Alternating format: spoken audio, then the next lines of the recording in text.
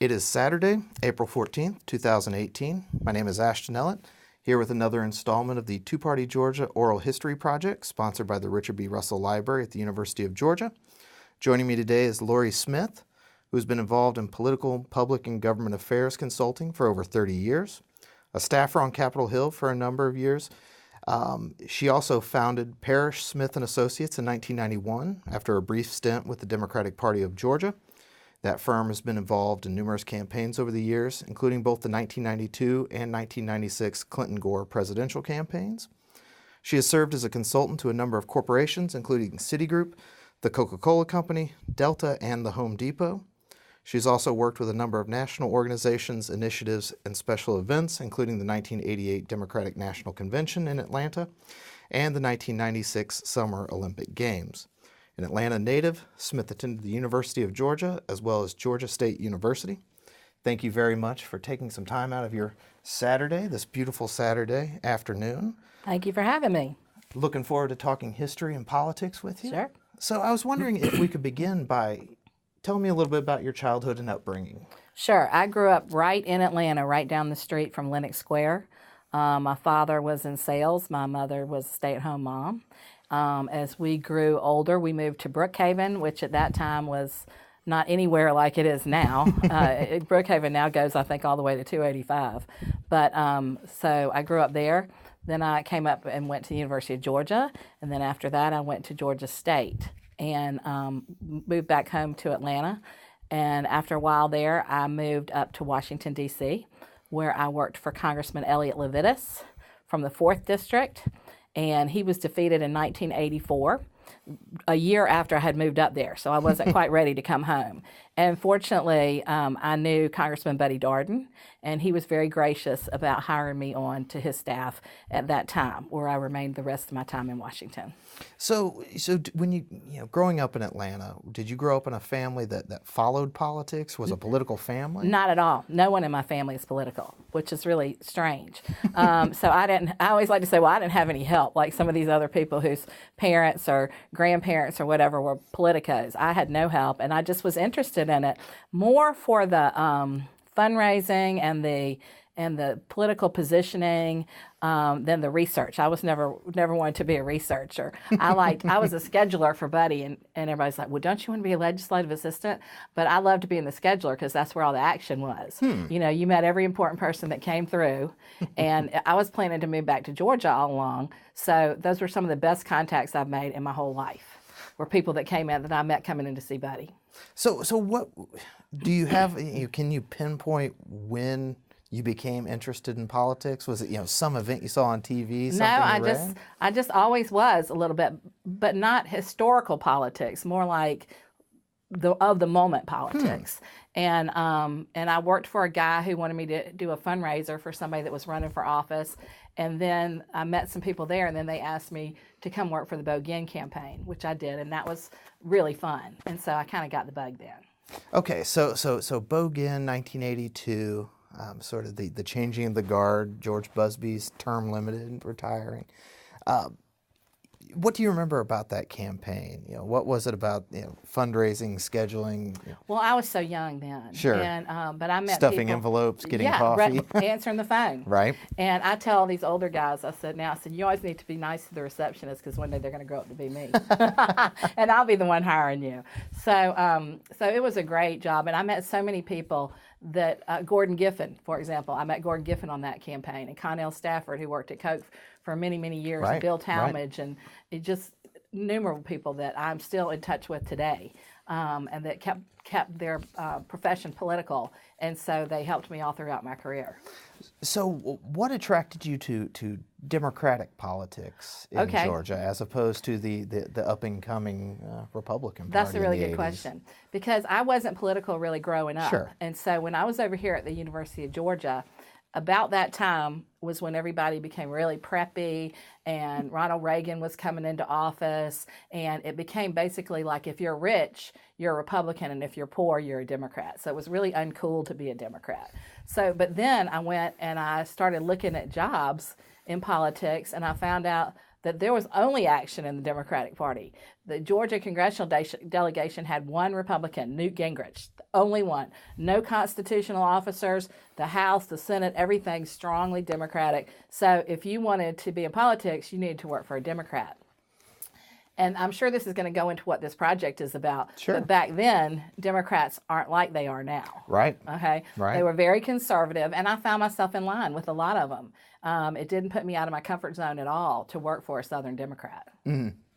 So, going up to Washington, of course, Elliott Levitas was probably the most progressive of those Georgia Democrats. Tell me about your work with him. You talked about being scheduler and getting to. Well, the same thing. Like I said, I was very young at the time, and I actually got the job with him through the Bogan campaign. Okay. So when he lost, somebody recommended me, and I went to work in his congressional office in Decatur, and then moved up to D.C. with him.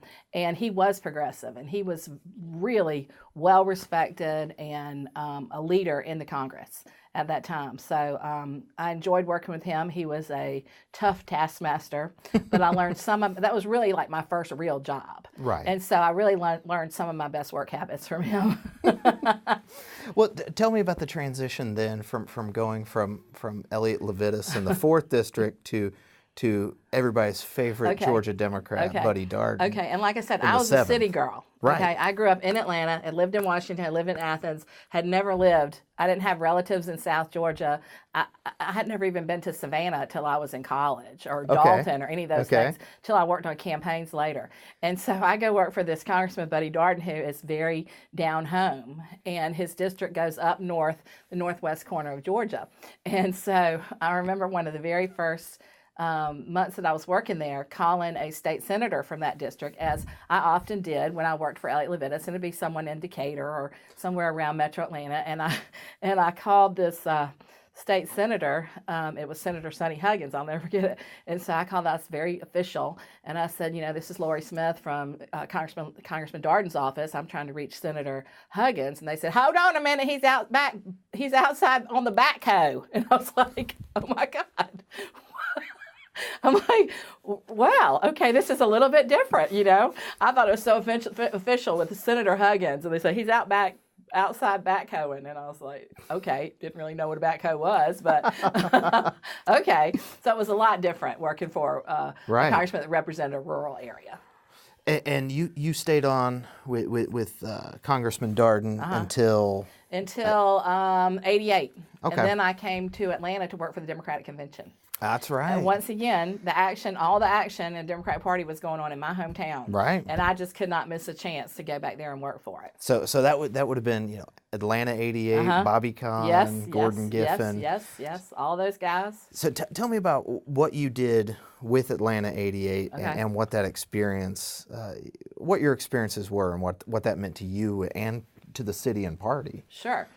It was the biggest thing for Democrats to happen in, like I said, my hometown ever.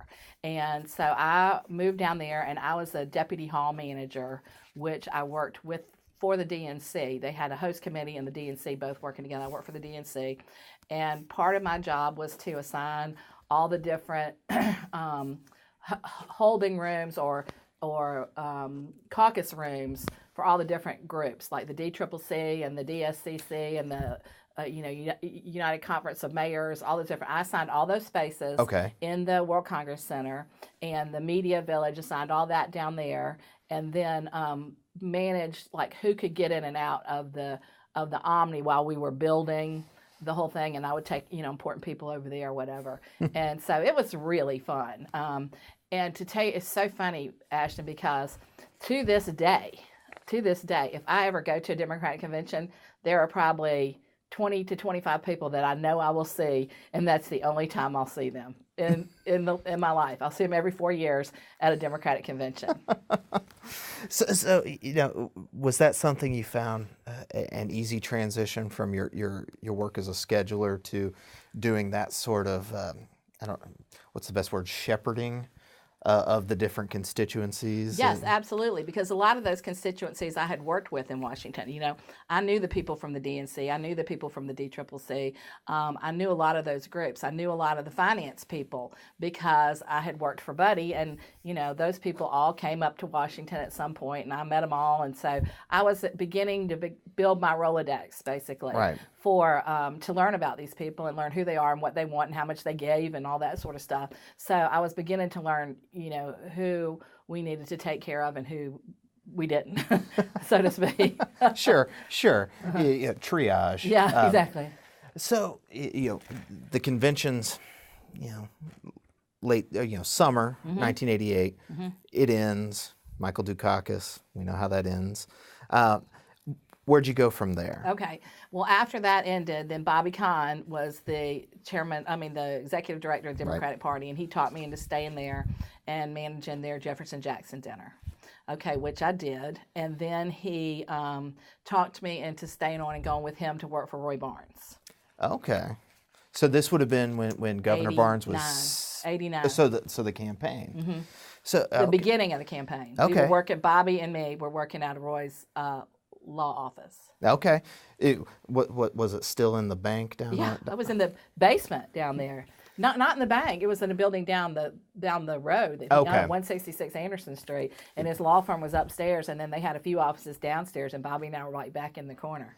So this would have been your first campaign since Bogan 82. Yeah. So what was Except for now, I take that back. I would come home and work on Buddy's campaigns. Okay. And Elliott's campaigns. I did that. Okay. Yeah, so I worked on all their campaigns as well. So what was your role in that campaign, I suppose? I was a finance director. Okay. Mm-hmm. So what was it like fundraising for a gubernatorial campaign with Zell Miller and Andy Young and Bubba McDonald, of course, had the Tom Murphy circle. Mm-hmm. Tell me about that experience. Well, working with Bobby Kahn and Roy was an experience. I am the best straight person for Roy Barnes that he could ever have. I laugh at everything he says. I think he is probably the funniest person in the world. And so, like I said, we would sit down there and he'd come down and he would tell stories. Sure. And we'd get off track. And, it was great, though. And this is back in the day before candidates made calls themselves. As the finance director, I had to make the calls. Okay. I had to call you and ask you for $1,000. I had to call you, or, the candidates we had events that people would bring money to. So that's sort of how we did it. Fundraising has changed dramatically since then. A little bit. I would go through, I had Roy go through the state bar directory and highlight in yellow everybody that he knew. And that's how we knew who to call. Friends I'd and say, neighbors. Okay, let's say we're going to, Hey Hira. Who does Roy know there? And then we'd call that person. Sure enough, they'd probably help us out. But back then, you did events all around the state as opposed to just the direct appeal that they do now. Slap up a website. Exactly. Give us some money. So PayPal or ActBlue or whatever the different. Okay, so that campaign experience, I think it ended with 21% of the vote in the Democratic primary. Which was a lot of work for 21% of the vote. Right. But, laid some groundwork for a future run for governor, a successful one. So, you find yourself after July, or I think the primary was probably in July of 1990. Like right. So, back to Washington? So what I do then? Nope. So I'm home for good at this point. And the campaign's over, and everybody with the Barnes campaign is so angry at Zell Miller because it got a little heated there in the final throes of the primary. And I was good friends with Keith Mason, and I had known Keith a long time, and Keith was the campaign manager. Yeah. So I pulled up my big girl pants and called him up and said, "Congratulations, and what can I do to help?" And he said, "I want you and my business partner, Nancy Parrish at the time, I want y'all to put together a fundraiser." And so we said, "We'll do it, and bring the Barnes people." And we said, "We'll do it." And so we put together a fundraiser, and it was so much fun because a lot of the Miller people we knew, and it was so much fun going to them, and we'd been looking at their reports for months, and they'd been looking at our reports, and it was so much fun saying, how'd you get Ashton Ellett? We've been working on him for years, and how'd you get so-and-so? And they tell us the connection, and it was really fun for us. And so I made that. I didn't really know Sal Miller much before that. Sure. And so, I met him there and made the connection, and he was forever nice to me after that. I mean, just couldn't be nicer. Well, tell me about Zell Miller. Okay. As we a couple weeks ago. So after that, when he won, Keith called me and said, "What do you want to do? Do you want to work in the governor's office? What do you want to do?" And I said, "Well, I'd like to be a consultant for the Democratic Party." And so they gave us a good contract. And at that time, the Democratic Party, I believe, was $700,000 in debt. We had Is this the Georgia Democratic Party? Okay. And we had a high-flying chairman named Ed Sims. Have you interviewed Ed? No, I have you not. You should get him. I know the name, though. Ed was a bond lawyer, and so he believed in debt. He didn't have any problem with debt. So he had borrowed a bunch of money. A Hamiltonian. Yeah, he had borrowed a bunch of money and to finish off Miller's campaign. And so we were in debt. And so they hired us to come in and, erase the debt and get the Democratic Party back on equal footing. The first thing we did was the big Jefferson Jackson dinner.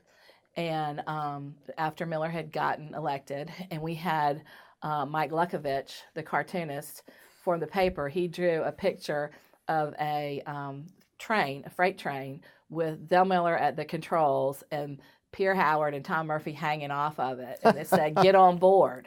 And that was the invitation for our Jefferson Jackson dinner. So we sent a clear message. It's like, okay, everybody's been with, Bubba McDonald and Roy and Andy Young, and it's over now. Everybody get on board, and this is your way to do it.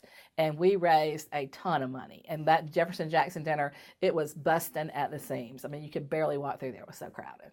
Well, I guess that's a pretty good segue into asking. Historically, the Democratic Party of Georgia was, like you said, just sort of a friends and neighbors. It was dominated by those personalities, the Tom Murphys, the Zell Millers, the Talmadges, the Nuns. And the party apparatus, the party structure really wasn't much. There wasn't much to it down at the headquarters on Peachtree or wherever they were.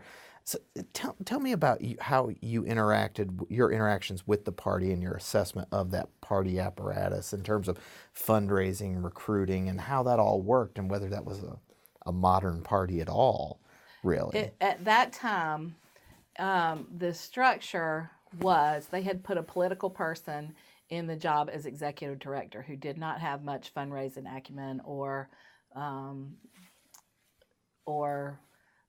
leadership.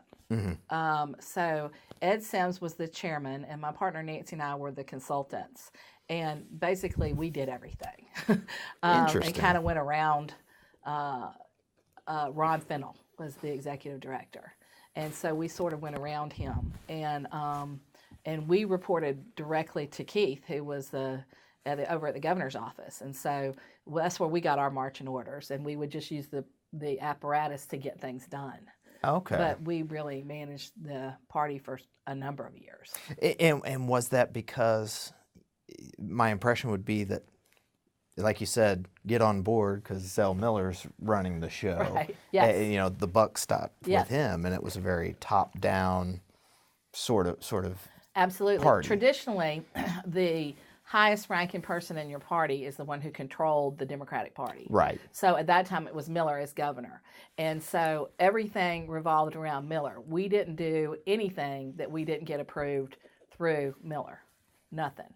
And so he was always our lead dog. But now sometimes we would have, Murphy or Pierre Howard, or they had a very strong Democratic caucus at that time. They might do fundraisers. We might do stuff around them. But 90% of the time, it all came through Sal Miller. I mean, he had the mansion, and he had the biggest stick in town. So why not him? Well, he spoke loudly and carried the big stick. Yeah.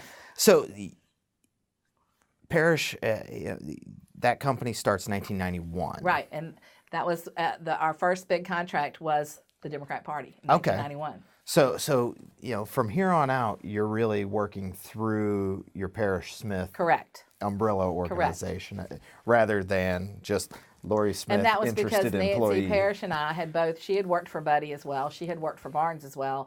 And we worked really well together. Sure. And we said, well, let's just start a company. And so Okay. we did. So you're working with the Democratic Party. I also read somewhere you worked for Democratic Governors Association or consulting with them. did. So how did you get involved with sort of the national level organizations? I or got involved with a lot associations? of national organizations through my work for the Democratic Convention, believe it or not, because a lot of those national Democratic organizations sort of feed each other. And then when Governor Miller was governor, and Governor Barnes especially too, some of these organizations would want to come to Georgia and put on events or put on fundraisers or whatever. And so I was usually the go-to on that. Okay. And you also did consulting with campaigns, Correct. as well. Mm-hmm. So I guess the first big campaign you would have consulted on as a company was Wyche Fowler's, Oh, or was that the '86? No, that was '86. In I guess it was '92, when that was the big campaign when Clinton was running. Oh, that's right. Okay, That's right. And Nancy Parrish, my partner, she was the campaign manager, and I was the finance director, and so we worked together and had a ball and had a great team and that's we worked with Keith and Gordon and Calvin Smyrie. Was this during the primary? You were with Clinton in the primary? Yes. Okay. And I remember Clinton being in town and the day after the primary, and James Carville calling me and another person and saying, "Look, we're going to film there tomorrow. I need kids, I need students, I need teachers, I need this. Set it up." And so sure enough, we did set it up for the next day, and they came. And also Hillary was there for a fundraiser that Miller was doing. And it was all when all the stuff about Jennifer Flowers came out. And so it was a very tense lunch.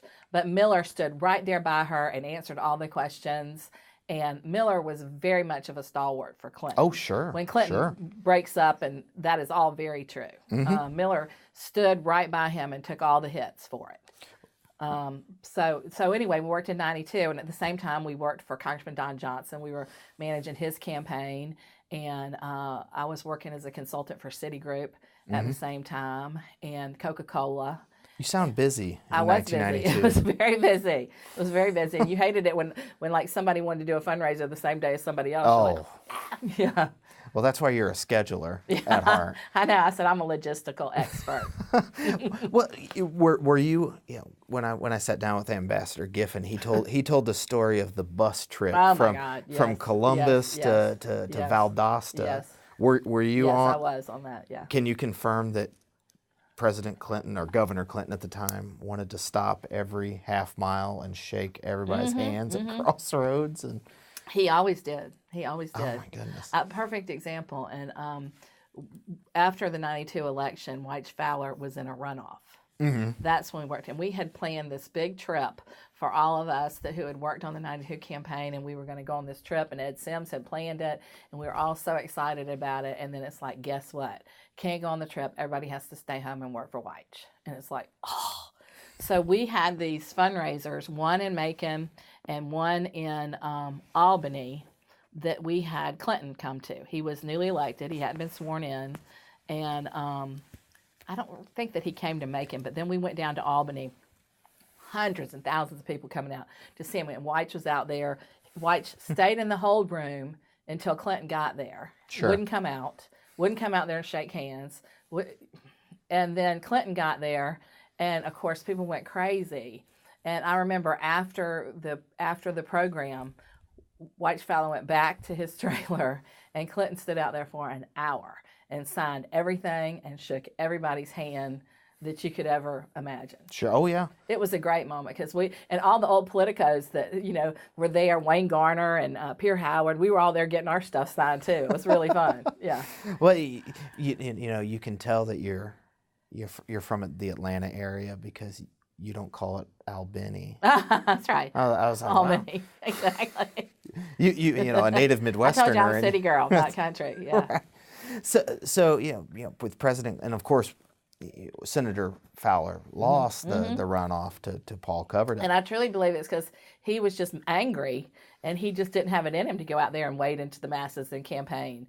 And, you know, a lot of times I don't think he did stuff during that runoff, and it showed. So, you know, in the 90s, that's really, in 94, two of the congressmen that you'd done work for, Buddy Darden and Don Johnson, both lose. Yeah. I believe they both lost in 94. They did. Yeah, Bob Barr and Charlie Because Norwood. of the Clinton tax increase. So I want to get your thoughts on that Republican surge in the 1990s, because it sort of seemingly comes out of nowhere. Because as you mentioned, you know, it was Newt Gingrich and the Democratic crowd until 92, when John Linder, Matt Collins, and Jack Kingston. Oh, right, yeah. Took me a second there. But what's your assessment on why the Republican Party in the 1990s in Georgia, that was sort of the turning point at the congressional level, at least? Yeah, it was funny because when Clinton first came in, and even though he won in Georgia that year, 92, when he first came in, people thought he was too liberal, and he came out with the don't ask, don't tell, and a few other things, and people they turned against him. We can't be Democratic. We've got to be Republican. We need more Republicans. And I think that's when a lot of it started. And you had some of these guys that came in, like Jack Kingston and Bob Irvin and people like that who were liberal Republicans, moderate Republicans. Right. Let's put it that way. Maybe not liberal, but moderate Republicans. I'm sure you get pushback on that. Exactly. They'd be so liberal now in the Republican Party, but they were people that we could work with. They were people that we knew. Johnny Isaacson, perfect example. You know, Zell Miller appointed him to the Board of Education right. and let him School pick board. His own people. And he and Roy Barnes, there couldn't have been two closer politicians. They were both the same. You know, they would hang out on Saturday mornings together. Pierre Howard, same thing. And so fraternity brothers, I you think. really didn't have a whole lot of difference between these Republicans that were coming in at that time and the Democrats that were there, the Georgia Democrats. Right. Yeah. So Governor Miller leaves in 98. Actually, were you involved in the 94 re-election campaign? I was. A bit of a scare for Zell Miller. Oh, running hard. Walk me through, what was it that made that race so close? Well, I think it was because that was Milner, right? Yes, yeah, he had all first that race. money. He had all that money. And he was seen sort of as a country club Republican, whereas the Democrats, like I said before, is starting to be like, if you're rich, you're a Republican. If you're poor, you're a Democrat. And the Democrats don't look after anything but poor people and unions, you know. And so, and Miller was pretty progressive. And so a lot of people weren't quite sure about that. And that country twang and all that stuff, maybe we need somebody that's a little more sophisticated, a little more, you know, mainstream. And Miller understood that, and he ran hard. A perfect example is he called me to come down to his office, and he was going to put together his own fundraiser. And he was calling all of the Georgia Democrats, the General Assembly. We put together a lunch for him, and he wrote the letter that he wanted to send to all of them to get them to come to that lunch. And he said, if you don't do this, I am toast. I'll never forget it. That he was that direct. And he said, I want you to come. And he got there and he stood in front of me. He said, I want all of y'all to sell, you know, XYZ amount of tickets, you know, 5 tables, whatever it is. I expect to see. I mean, he just laid it on them. And we had this great fundraiser with Mickey Mantle and Hank Aaron and Brenda Lee. Oh. And he got so involved in it, he drew the picture of what the tickets wanted to look like, what the stage wanted to look like. He was involved in that campaign very much. I mean, that's like Jimmy Carter level of micromanaging. Oh my gosh! I can't believe that Steve Reagan and Keith Mason hadn't told you about the micromanaging. No, but what was it that you think? Because in '94 it was, of course, the Republican Revolution, the Gingrich Revolution.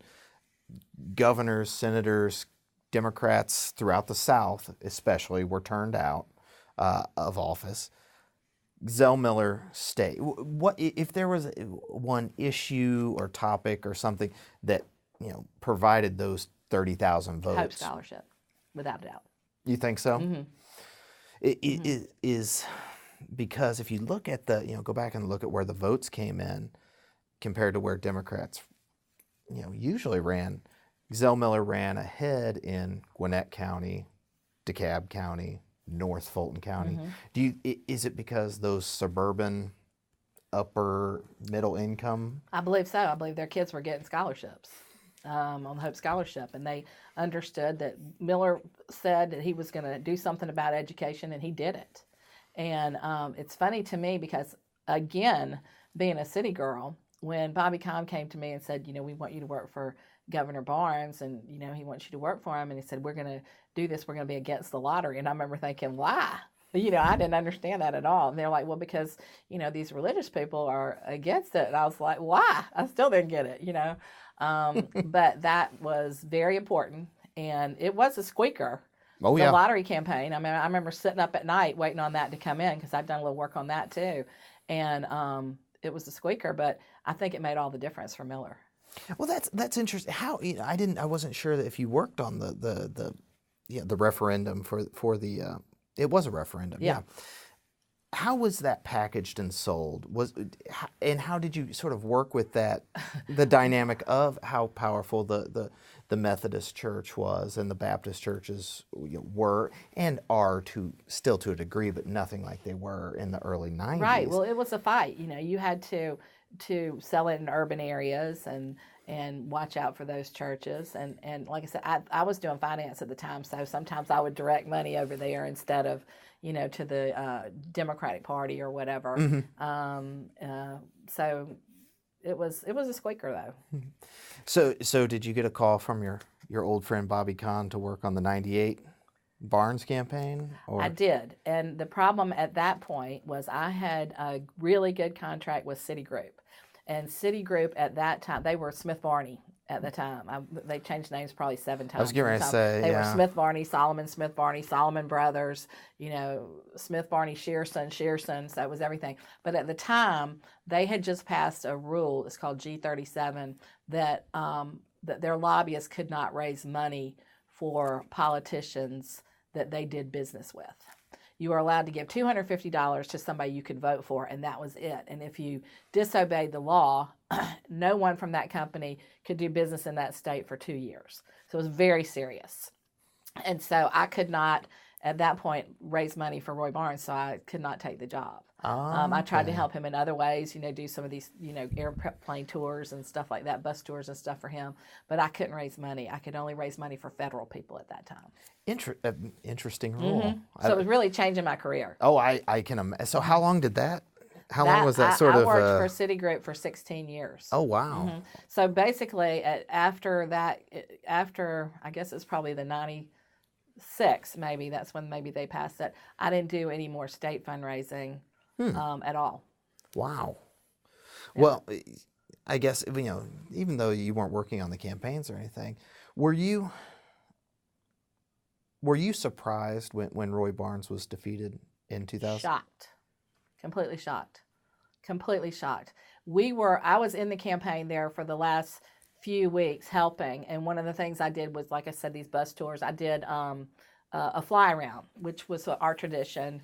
The last day before the election, we would get a couple planes and we'd put all the people in them and go to Columbus and Savannah and Augusta and Macon and do press conferences at the airport. It's just something we did. Right. So I remember we were putting that together, and everybody knew that Max Cleland was in trouble. Yeah. But nobody thought Roy was. And so I remember at the one time they called and said, Max wanted to bring his girlfriend on the plane. And we were very restrictive on it because we just didn't have enough seats, And I looked at Bobby and I was like, this might be his last fly-in. And Bobby said, well, you know what? We've got enough room in the polls. We can help Max a little bit. And boy, were we wrong. And I remember the night of the election, we had a dinner over at the Capital City Club, and we were watching the results. It was across the street from where the election night was, and we were watching on TV, and then everybody said, maybe we should get over there. And so I remember walking in there, and all the secretaries coming up and saying, is this really bad? And I was like, no, don't worry about it. They hadn't brought in the urban areas yet. I said, that's all rural, thinking that myself. And then I started looking at the results by the county, and I was like, whoa, this is a problem. It was a shock. Well, what do you, there are many, sort of thoughts on why Governor Barnes was unable to win re-election? You know what, Ashton, I had so many people call me and tell me that they were mad with him, and they said, I know it's not going to make a difference, but I voted against him.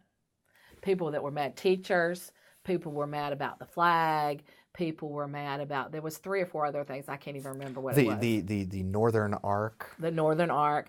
A lot of them just didn't like his, Roy had been studying to be governor his whole life.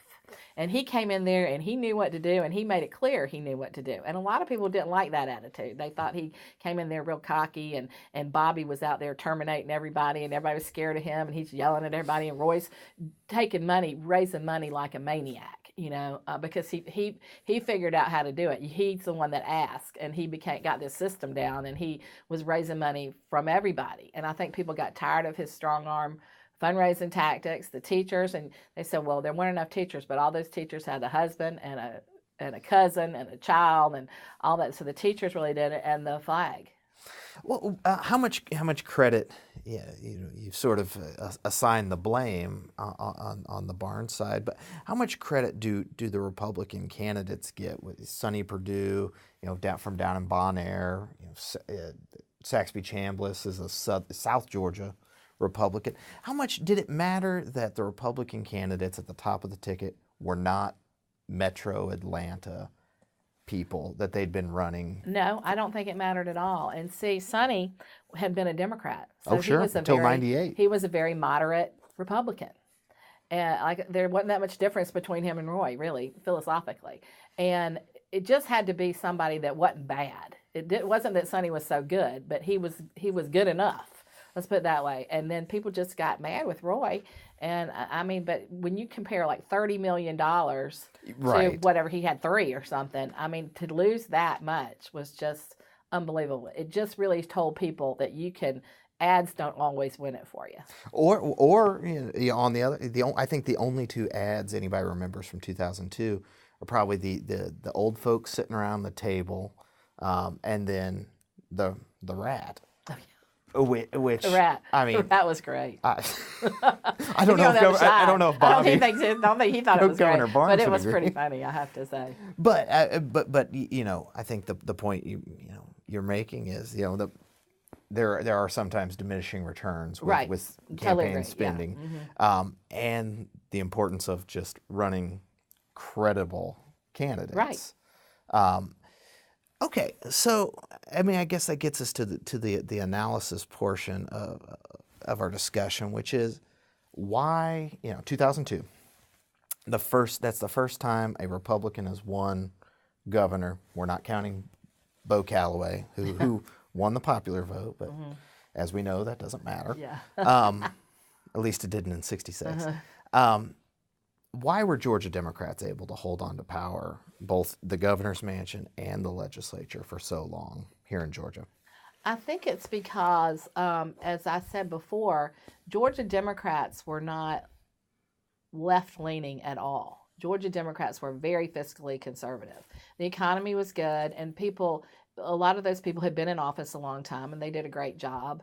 And a lot of the constitutional officers, the same thing. You had people like Tommy Irvin that weren't going to get beat, and some of these other, Max. This is after Max Cleland. I can't remember who was Secretary of State. Oh. But was it Kathy Cox at that point? It would have been Lewis Massey. Lewis Massey, then Kathy Cox. Yeah, somewhere around there. And it's like they were fiscal conservatives, so people didn't really see any reason to push them out at that point. Well, how much, you worked in the Democratic circles, but what was your assessment of the Georgia Republican Party? You began really becoming active in the 1980s. And you can be honest, did you ever give much thought to the actual Republican Party? Not at that time. There was a couple of Republican lobbyists who had been around forever, and they were always real nice to Democrats because they were trying to get things passed. And so, they were always really cordial. It was never any animosity. Who were the Republican lobbyists? Jay Morgan. That's right. Everybody knows Jay Morgan. Maybe Eric was in there at that point. Friend of the project. Yeah, exactly. And so, those guys, we'd known them for years. I remember being with Jay Morgan at the Democratic Convention in California. So they were friendly, and right. And it was not that big a deal. But everybody then, people like me, when I was working for Citigroup, I was doing municipal finance. And so I therefore could not have an enemy in the governor's office. And as a matter of fact, the day after Barnes lost, the person that was head of the whole public finance for Citigroup in New York called our person and said, I think she's got to be fired, because I had worked for Barnes. And so we had gone from issuing one of the largest bond deals ever awarded in the state of Georgia that I got from Barnes to, we're going to fire you the next day, because Barnes is out. That's the way it worked. Man, so that's I like, said, that's don't like worry old about it. Don't worry. Talmadge machine. I've still got some people that I know. I know Sonny Perdue, and I know Eric. Eric was the chief of staff. Right. I know these guys. It's not going to be any different. And it turned out it really was. Well, that's a really good segue into the difference between the governing, maybe not the style necessarily, but the priorities, the governing priorities of a Sonny Perdue and Nathan Deal versus a Roy Barnes, Zell Miller, Joe Frank Harris. What are the differences? All different there? styles. Mm-hmm. I consider Joe Frank Harris to be more like Nathan Deal now. Didn't make waves. Kind of kept his promises. Just didn't do anything really controversial. Just kind of kept it in the middle of the road. Everything was fine.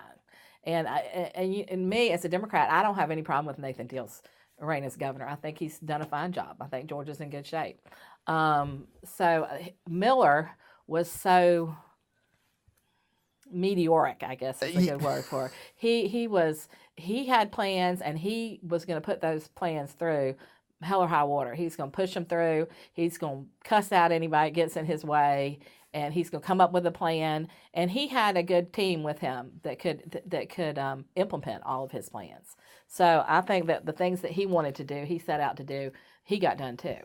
And then Barnes, same thing. He had what he wanted to do in his mind before he even got there. I think Roy Barnes knew exactly who he was going to keep and who he was going to fire and who he was going to put in what place and where they were going to park and just about everything else. Yeah. He'd been studying that governor's office for a long time. Did it surprise you?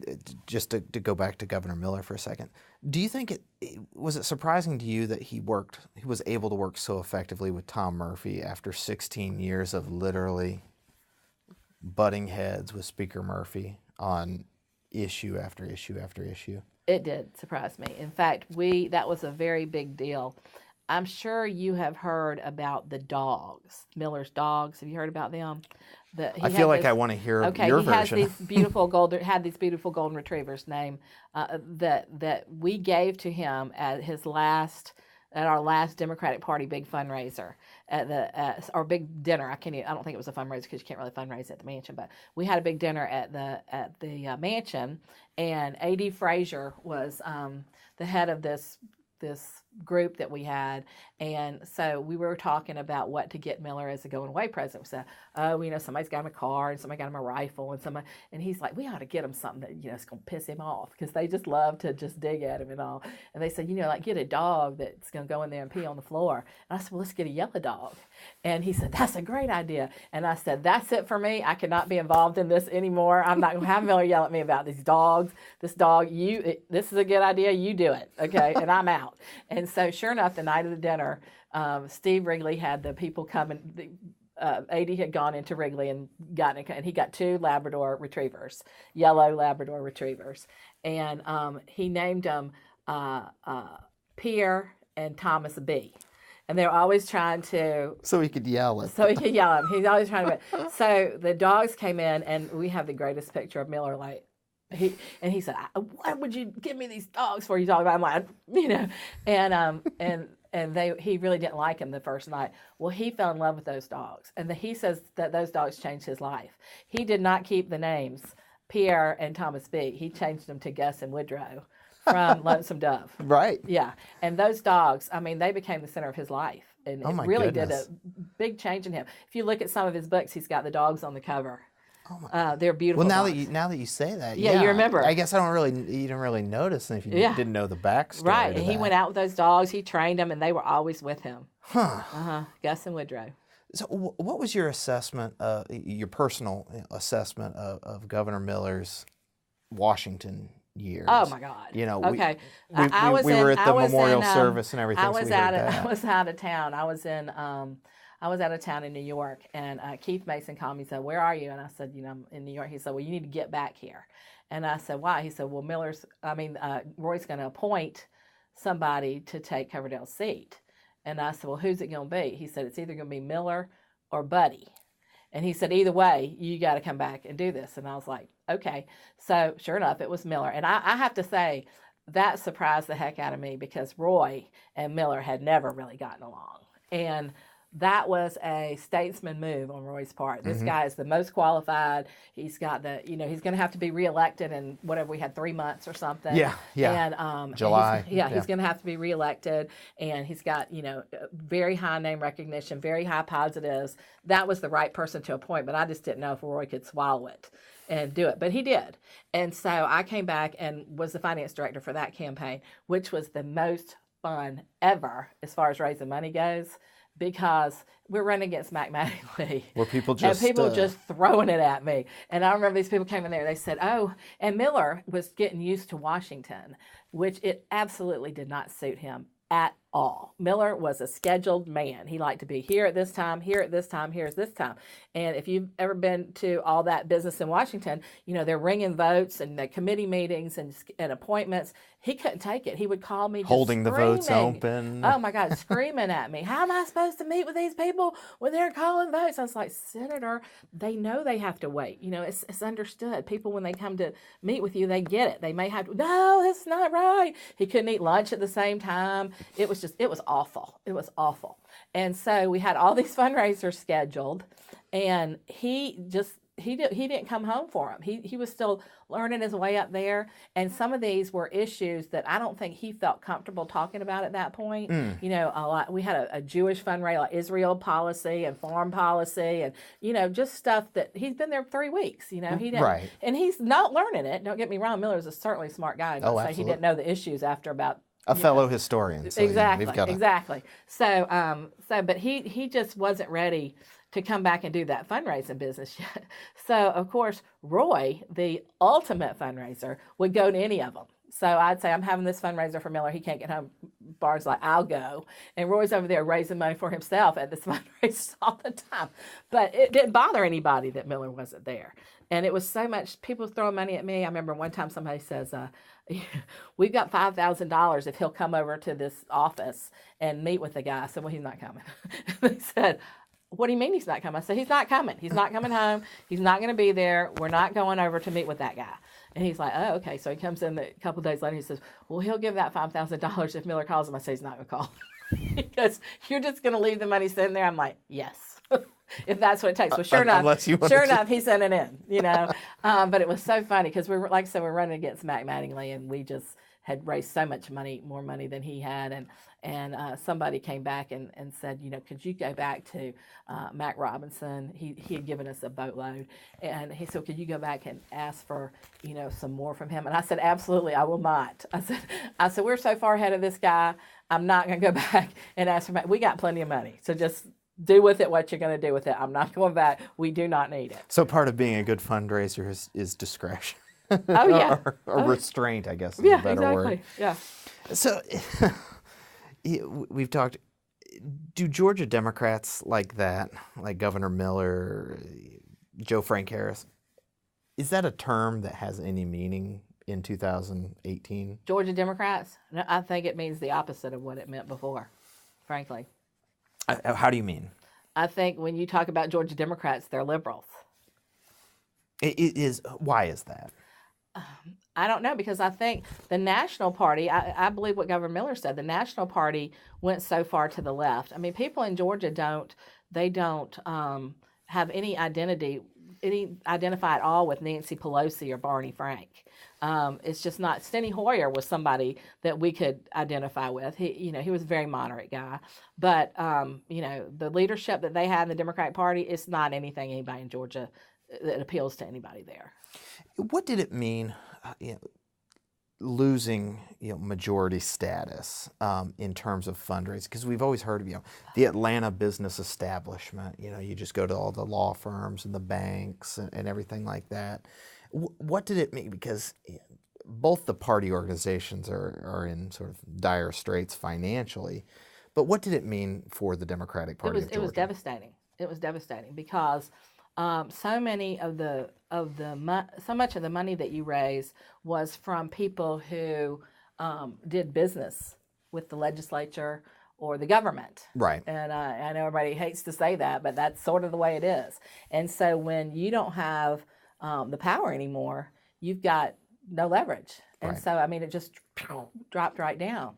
The thing that I never understood was the Republican Party, and I know they have a new chairman, John Watson, who Right. is going to do a great job. A Rusty Paul Yeah, acolyte. but the guy they had before, I mean, I think they were in debt, and they had everything. They had all the power, and I could never figure that out. I know that there was some issues with that guy, but, I mean, that was, talk about a missed opportunity, because when the Democrats were in power, the Democratic Party raked it in. Mm-hmm. And talking about the business establishment and everything like that, do the parties, and this is skipping ahead a little bit, but do those party organizations matter as much as they did in the 80s and 90s and No, early absolutely 2000s? not. Part of the attraction of people given to the parties was the coordinated campaign, and the coordinated campaign act almost like a super PAC, because it could do expenditures that were over the limit that what a candidate could do. There's limits on what a candidate could raise. There's limit. You can only give, I don't remember what it was, 5,200, and it's changed 2,400. Yeah, 2346, whatever I it is think. now. But at that time, it was limited. But you could give as much as you wanted, pretty much, to the Democratic Party, and then the Democratic Party in their coordinated campaign could run ads as long as it mentioned at least 2 or 3 of the candidates running in the Democrat. So it could say, vote for Zell Miller, vote for Zell Miller, vote for Pierre Howard, across the volume. But I remember in the Miller campaign, we had a big Miller Howard.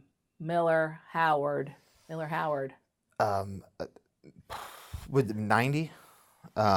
Yeah. Or 94? 94. No, 90. It had been 90. Miller so Howard. Maybe it just said Miller Howard. I can't Miller remember. Howard Murphy or something I don't like think that. it said Murphy. Probably, I can't imagine that would be. I can't remember who the third one was. In 90, there wouldn't have been a state. Maybe there was. Maybe it was just Miller Howard. But that's what the signs were, and Democratic Party did a lot of turnout and ads and all that. But now all that's been erased by the super PACs. Right. And so instead of having these party hacks, managing the money, they've got sophisticated consultants managing the money.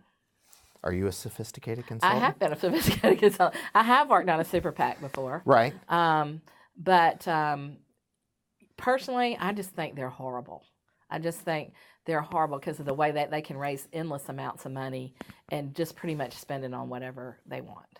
Right. I mean, I think we saw that in was it 2012, especially in the Republican primary. Those Koch brothers and all those people that they don't ever have to report who they raised it from. They don't ever have to report any of that stuff. And it just hundreds of thousands of dollars going in there. And I know they said they don't coordinate with the campaigns, but, it's a lot of the same consultants. Well, I mean, even if you look at the books. Well, even Barack Obama's, I think it was Priorities USA. Yeah, Priorities USA. Dan Pfeiffer was in charge of the super, and that was his communications director. Right. So yeah, and I remember back in the last governor's race that it was some Republican thing, and they had the Republican consultant for the campaign was in this room, and then it's like they shared an office, but 2 different rooms. But an accordion wall. Yeah, they had an accordion, exactly. You have a piece of tape between them or something. Right. Well, the parties here in Georgia have evolved, their constituencies evolved. How would you describe the Democratic Party of Georgia in terms of its divisions and its priorities? Well, the state of the Democratic Party, I don't have any idea who's working there now. Bless DuBose Porter's heart that he's still a true believer and he's still hanging in there. But, for example, I never get contacted by anybody from the Democratic Party. I never hear anything from anybody from the Democratic Party, ever. And so it's weird. No mailings, no solicitations, nothing. And I know a lot of people like me that don't get anything. So I think that their basic outreach program is not working. If only they knew a consultant. Exactly. So that's one thing. And the Republican consultants have gotten so much better because there's so much more business. and they've been working with people with a lot of money, and there's a lot of really good ones out there now. When we talk about the core constituencies of the Democratic Party and the divisions, is it purely along racial lines, or is there an ideological divide, something else? It's both. It's both. You're going to see that it's become quite evident that you cannot win a Democratic Party primary without African American support, period. Sure. You got to have all of it. Sure. Okay? And you still need some on top of that. Well, you see some of that turned out, but it was for Bernie Sanders, which is just amazing almost to a me. generational amazing divide. to me. And I still don't understand. I still to this day don't understand why so many people did not support Hillary Clinton. I don't know why they hated her so much. Hated her. And I would ask people, I said, why you hate her so much because she erased some emails? Is that it? You hate that? Well, no. Well, is it because, X, and then they can't come up with anything. Then they say, she killed Vince Foster. I'm like, oh my God, she killed Vince Foster. You are so crazy. And so I've seen it. The best example of that is the last mayor's race. Okay, yeah. Kasim Reed and Keisha Lance Bottoms, they worked the black constituency to death. And they did not care one lick about the white constituency. They left all that to Mary Norwood, and she got it all. I don't think they ever even came to Buckhead. But they were down there working those senior homes and working everything. And they proved that for the mayor's race, at least, if you can have all the African Americans turn out what you need, particularly black women, then you're going to win without the white support. Well, I guess that sort of, as you're an Atlanta native, city of Atlanta, the city of Atlanta's demographics are changing. Correct. The younger Midtown is becoming trendy. East Atlanta is very trendy. The sort of annexation of Emory, if it goes forward, right. Not many voters now, right? But those areas that we mentioned are Democratic, yeah. But they're also whiter portions That's of right. Atlanta. That's right. So is that a strategy that is going to work going forward? Since I think it's down to about 400 votes. Down from I think so. the 900. Especially like the annexation of Emory, that's good. You have a lot of academia and a lot of that liberal professors and stuff like that. So I think it will help, and I think it'll just increase that. There'll be more white Democrats at that point than there have been in the past. Matt Towery, when I interviewed him, he made a prediction that Atlanta will elect a liberal Republican mayor before Georgia elects another Democratic governor. Disagree. I don't think Atlanta will elect a Republican for a long time. Really, and let's. I mean, we have to be clear that Mary Norwood ran as an independent. That's right. Candidate. But she was seen as a Republican. Sure. I don't think that was fair what the Democratic Party did, running ads in that would have been been 09? No, just this last race. I didn't know. Oh yeah. We got rid of cable, so I don't see as what many happened commercials is anymore. some of the leadership of the Democratic Party put money into the party, and the party ran ads against Mary Norwood, saying that she was a Republican, and saying that she was, anti everything, and she was a Republican, and don't have her fool you that she was a Democrat. And they had pictures of her and Bush and pictures of her and everything. And a lot of people credit those ads as pushing Keisha over the top. I assume from your position and tone, you don't think necessarily that was the best use of state Democratic Party funds? Yeah, I don't think that was the best use. I think in a situation like that, in a nonpartisan primary, I think it sets a bad tone. And it was basically because the mayor was on the leadership of the Democratic Party, and he pushed it through. And everybody knows that, and everybody knows that he supported Keisha. And, Keisha's great, don't get me wrong. But I didn't think that was fair. I think it set a bad precedent for getting involved in a primary, which they're not supposed to do. Right. Okay.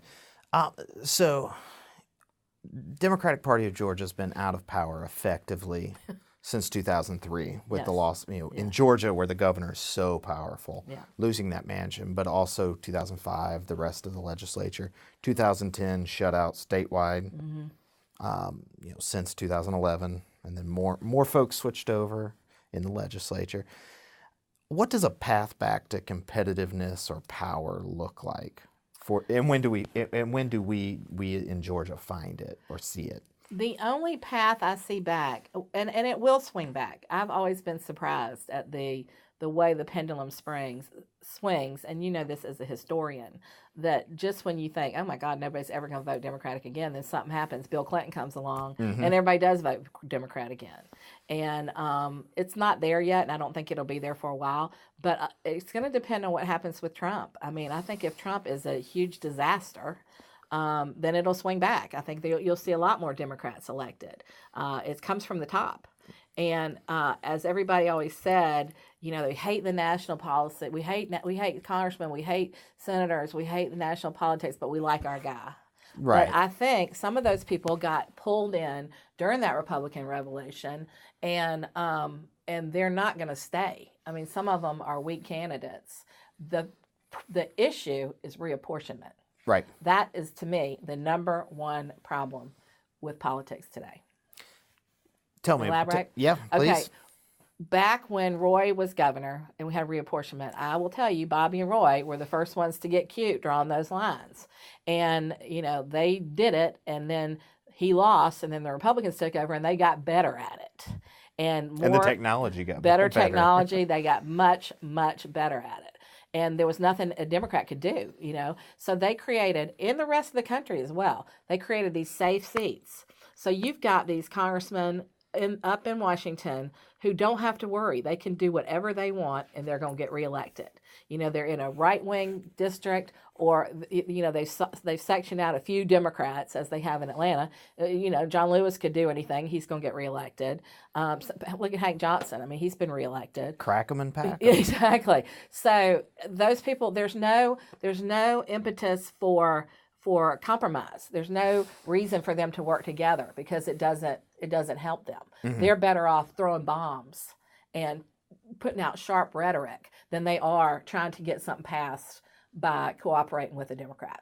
Is that because in those safe seats, the only concern is a challenge from either the far right or the far left? Look at Saxby Chambliss. I mean, Saxby was a great senator, and they challenged him from the right. I mean, I could not get over that.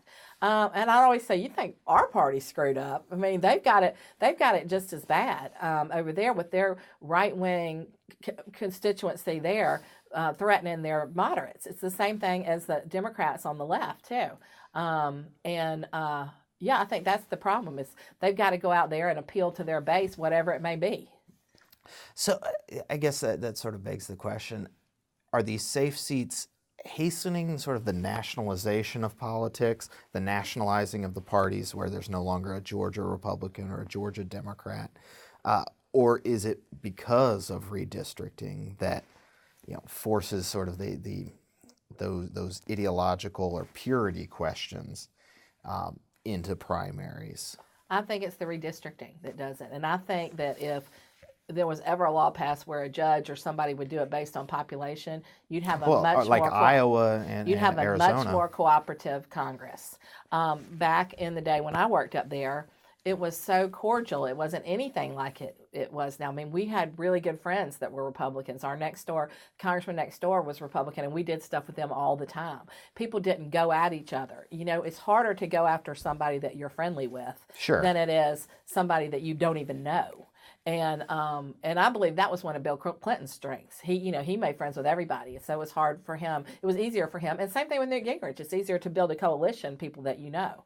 And so I think that these people, that it's better for them to go out and just blow up something and not ever get anything done than it is to them to actually get it done. When we were there, people had moderate districts. You had Democrats and Republicans in your district, and you had to be pretty much in the middle. Right. Sometimes you voted this way and sometimes you voted that way. And you had to really go home and listen to what your district wanted. And a lot of times people were mad and a lot of times they weren't.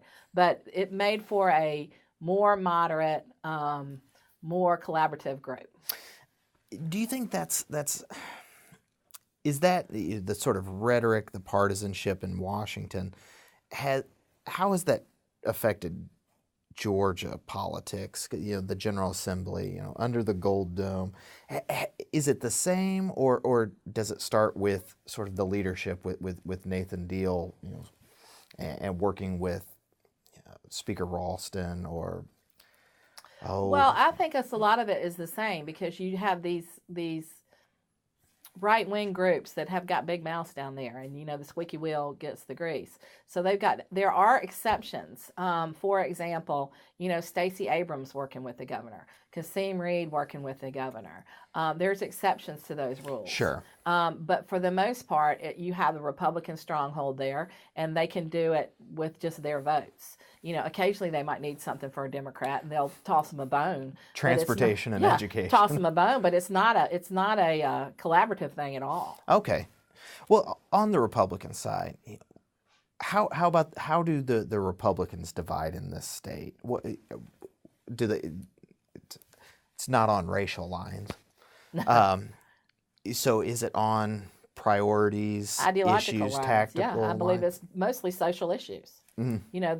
This religious freedom, abortion, the Tea Party stuff, all of that. That's the difference. And some of those people who are moderates, they might believe that stuff, but they're not going to go over there to the extreme and be single issue voters. You have to look at the person for the whole package. But it's funny because when you talk about what the number one issues are for Republicans, they're going to say education and taxes. But what are they talking about? Religious freedom. They're talking about gay marriage.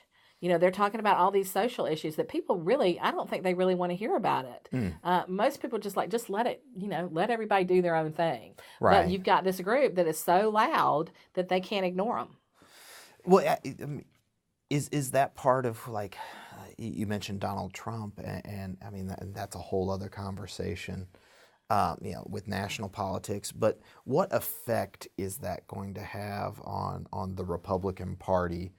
The Republican Party of Ronald Reagan and George H.W. and George W. Bush is now, at least, at the titular level, the party of Donald Trump. As you mentioned, he's the leader of the party. And I think we've seen some of that in Congress. But is that having an effect in Georgia in terms of policies, rhetoric, campaigns? Yes, I think it is. I think that the Donald Trump effect is having some legs in Georgia.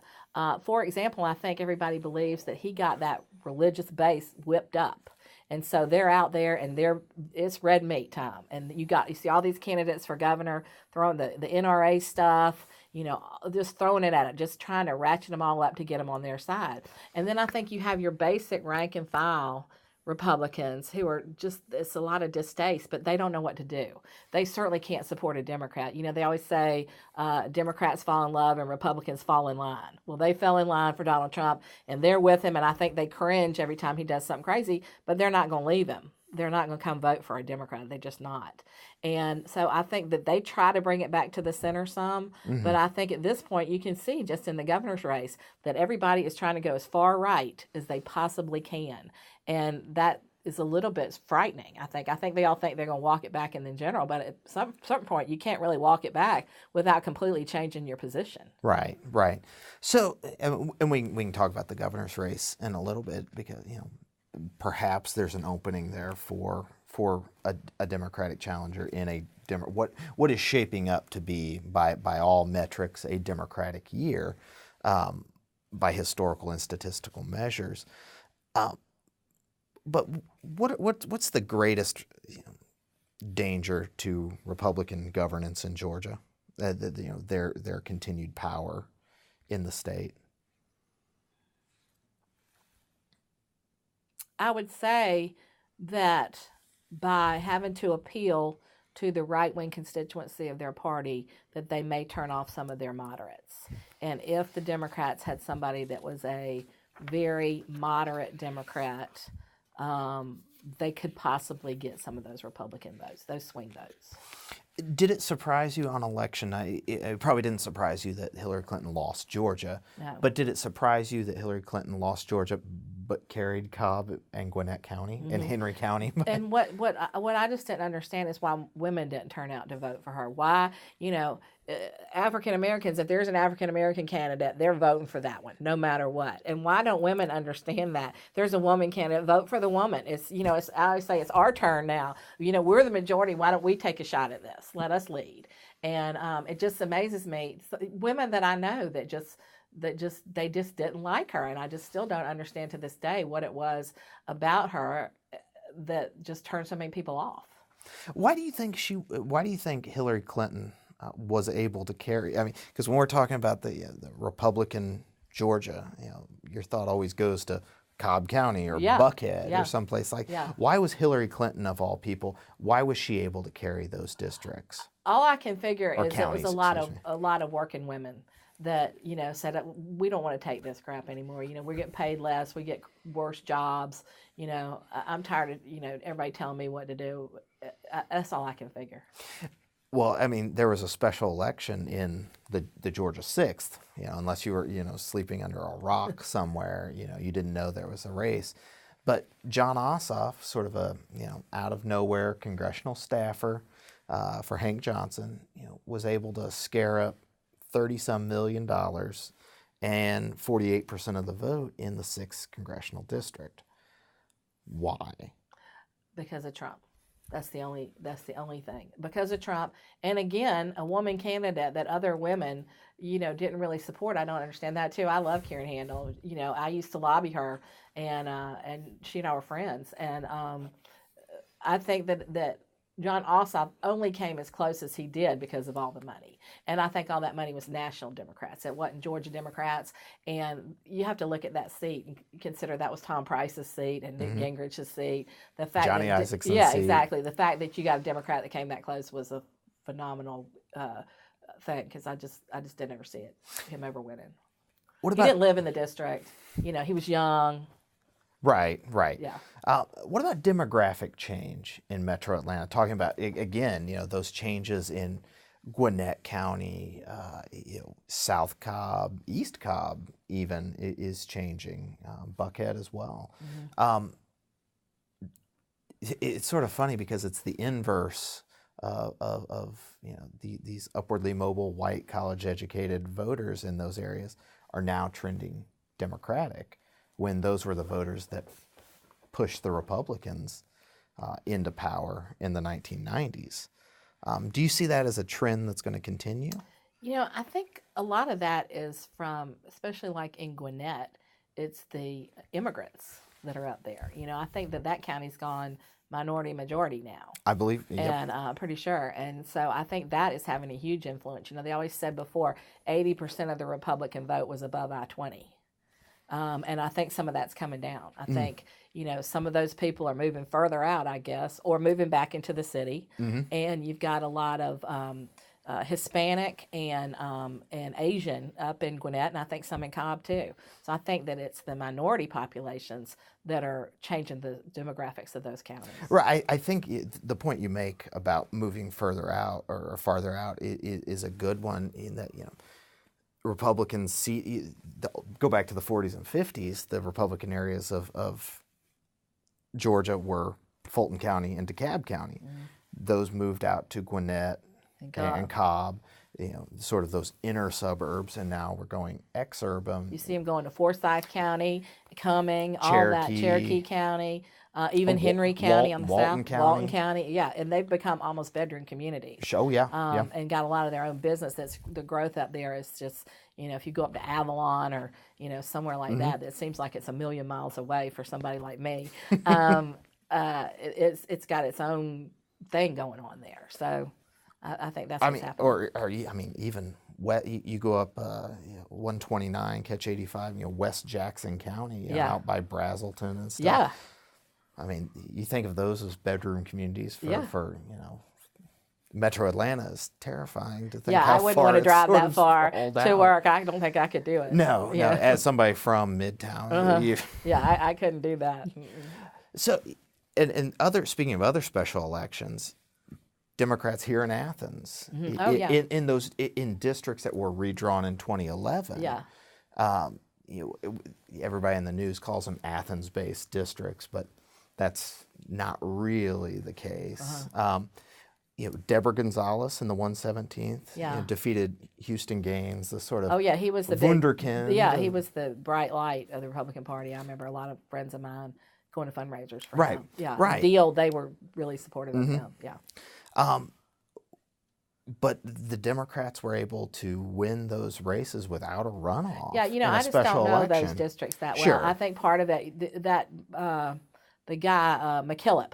Yeah, Isn't that his name? Doug he McKillop. got elected and then flipped, right? Yep. And became flipped in the worst way. And he was 2010. had some big Republican issue that he was leading the charge on. I can't remember what it was. 20-week abortion ban. There it is. So, you think you're getting one thing, and then you get this guy who comes in there and starts, brewing up all this pro-life stuff. Well, I think it was a backlash. Well, that's how Regina Quick, the Republican, defeated him in a primary in, I believe, 2012, was that basically your 5 points Athens Democrats pulled a Republican ballot. Yeah. I could be wrong. That might be all No, anecdotal evidence. No, I think that's true. I think that's what I heard at least. Right. But I mean, that's we're talking about sort of that opening for Democrats. Is 2018 the year that that Democrats finally get back some sense of competitiveness, that they drive their numbers back up into where a governor, a Republican governor or a Republican speaker might have to work with at least a certain segment of the Democratic Party? See, I think equal parts like that, it makes the government so much better, because you're hearing both sides and you're coming to some sort of compromise. That's what government is supposed to do. It's like, that's your tree, no, that's your tree. You got to come out and split. You got to split it. You can't appease one side all the time. And so I think it would make government better. Now, I think a lot of it's going to depend on Trump. People talk about this guy over in Alabama that won. Doug Jones. He barely squeaked by a guy that was a pedophile making an ass out of himself riding that horse around.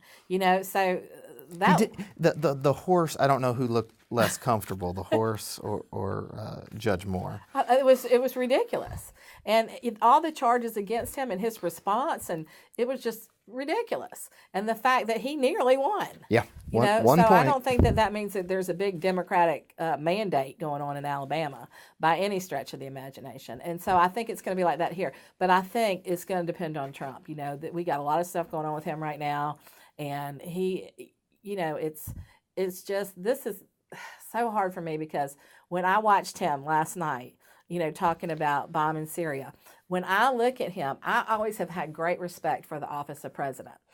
When George W.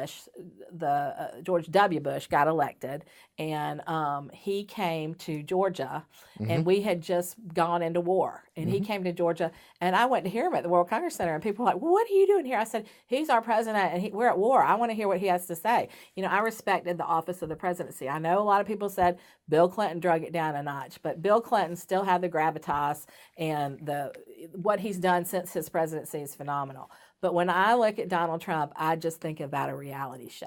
I cannot believe in my head that he is really our president. I mean, I used to watch that Celebrity Apprentice, and I laughed at it, because I would call people and go, you got to watch this. I said, this guy is so out there. He looks like a fool. I can't tell if he's in on the joke or he's really like this. And that's the way he is now. It's just amazing. And we just have to accept it. How did... it's a question I usually ask Republicans that I'm interviewing, but how was Donald Trump able to win the Republican nomination? I just think he did it by bullying people. I have never, people don't talk like that in politics. People are civilized. When I think Jeb Bush was a perfect example. A gentleman. When I worked in the Congress, people were respectful of each other. People didn't call each other names. Nobody did that. I mean, that just whole thing. I mean, as entertaining as it was entertaining because they never thought he'd win. But, I had people all on me say, you mark my words, he's going to win. This has turned into the whole country's turned into one big reality show. And that's sort of the way it is. And the way he talked to people and demeaned them, it worked. People wanted somebody that was strong, was going to tell people to go to hell. How does that end? Do well, you that's know? just it. I have no idea how it ends. Now, he could do something good. I guess what is the end result? Not well, how does it, or where does one it of the go most from important here? things is if the economy's good, people are going to be more tolerant of all that crazy stuff. And the economy's doing great. So people are getting jobs. More jobs have come to Georgia. Sure. People are not unhappy with the economy. People, even a lot of people that I know that voted for Trump, they just look and he does something crazy and they just look at, But it seems like a lot of this stuff's just going to rub off. This whole Russia investigation, I think people are sick of it. They don't care anymore. They're like, let's just be done with it, Move on to the next thing. People have such a short attention span now with TV and all that. They want to hear about it, they want to know the result, or they forget about it. It's sort of, this is, other folks have brought this up. It's not an original thought of mine, but The Simpsons, there was something called the Three Stooges, hypothesis or something, that the Three Stooges all trying to get through the door at once. It didn't work. That there's just so much scandal. There's so many tweets and comments and stuff that none of it really. Whereas older politicians Ashton, had one scandal or one and they're misstep. Out. I mean, you think about Ashton, the stuff that they talk about on TV today. Matter of fact, porn stars and Playboy models and sodomy and everything. 20 years ago, nobody would have said that. That would have been the worst thing ever. Gary Hart. The monkey Gary business. Hart, exactly. I mean, people they went down, and now it's like, well, whatever, move on to the next thing. Well, I mean, we don't have to go back that far. Mitt Romney said something about 47% of the people are don't pay taxes, or they're takers and makers, and it's quaint. Exactly. Exactly. Well, anyway, I don't want to end on such a dark or a grim note, but so. What are you up to now? What are your upcoming projects that you can talk about? I'm not doing much politically. I'm working on some big projects for Grady Hospital Foundation.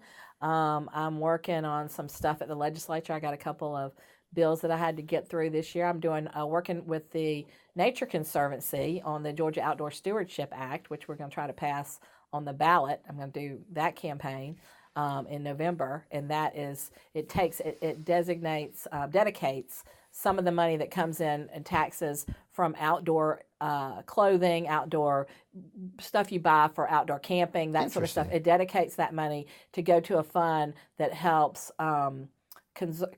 conserve and procure the state land, parks. It helps fix up parks and acquire more state land. Interesting. So it's really cool. You'll see it in the ballot. Working with Pierre Howard with the Conservancy? Well, it's funny. It's funny because he didn't really. I mean, of course, he's in favor of it. He didn't really do it. But he came down to the Senate the last day because Casey Cagle was leaving, and so Pierre Howard and Mark Taylor both came down there and spoke. Really? And so that was the last day, and everybody said, "Wouldn't it be cool if that passed when Pierre Howard was here?" And so that's how we pushed it all through. Hey, so whatever you got to do. Whatever it takes, right? That's right. Well, Lorie Smith, thank you very much for taking out some time this Saturday and participating in the Two-Party Georgia Oral History Project, sponsored by the Richard B. Russell Library at the University of Georgia. Thank you very much. Thanks for having me.